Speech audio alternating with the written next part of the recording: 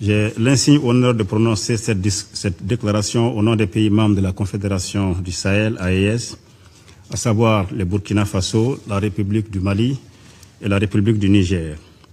J'adresse nos chaleureuses félicitations à la présidence chinoise du Conseil de sécurité pour l'organisation de cette réunion publique consacrée à la protection des civils dans les situations de conflits armés. Cette thématique est d'une actualité brûlante pour les 3 pays membres de la Confédération AES qui luttent depuis plus d'une dizaine d'années contre le terrorisme, l'extrémisme violent et d'autres formes de criminalité transnationale organisée soutenues par des sponsors étatiques étrangers. Les terroristes et les sponsors étrangers sont responsables principalement de la mort de milliers de nos populations, y compris des femmes et des enfants. Au mépris du droit et des principes d'humanité, ces groupes criminels prennent pour cible des populations civiles sans défense, s'adonnant à des meurtres, des pillages, des déplacements forcés de populations, le saccage et la profanation des lieux de culte, le pillage et la destruction des productions agricoles, ainsi que le vol de bétail. Ils sont également auteurs de la destruction des infrastructures civiles, notamment les écoles, les centres de santé, les équipements d'eau et d'énergie. Ils s'attaquent également aux activités économiques et aux voies d'approvisionnement dans nos pays.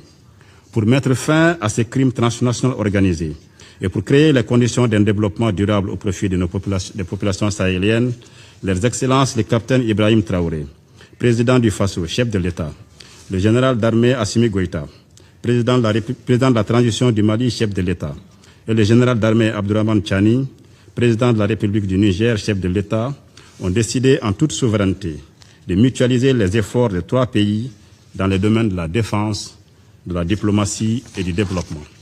Ainsi, sous leur leadership, les forces combattantes des États membres de la Confédération, ainsi que sa force unifiée, restent engagées, de jour comme de nuit, pour assurer la protection des enfants, des femmes et des personnes âgées, victimes civiles des exactions barbares et criminelles de ces terroristes et de leurs sponsors étatiques étrangers. Avec honneur et professionnalisme, ces hommes et ces femmes se battent au prix de leur vie pour garantir à toutes les populations sans distinction aucune la jouissance de leurs droits humains élémentaires, notamment le droit à la vie. Je rends ici un vibrant hommage à nos forces confédérales pour leur engagement et leur sacrifice.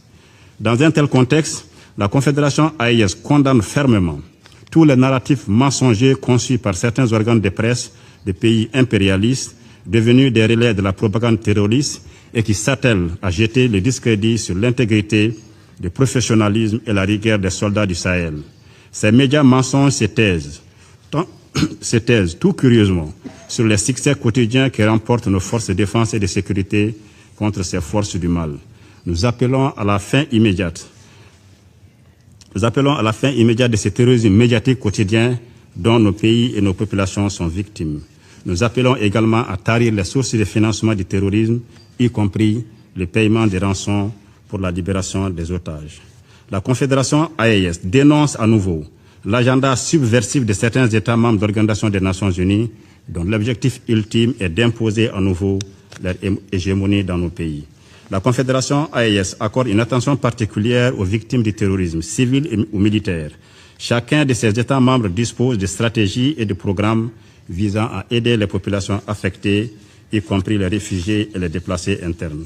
À cet égard, nous saluons la déclaration à la presse du 15 mai 2026, par laquelle le Conseil de sécurité, votre Conseil, condamne fermement les attaques terroristes coordonnées contre les villes, comme plusieurs villes maliennes, le 25 avril 2026, et exprime sa compassion et sa solidarité avec le Mali, son peuple et ses autorités.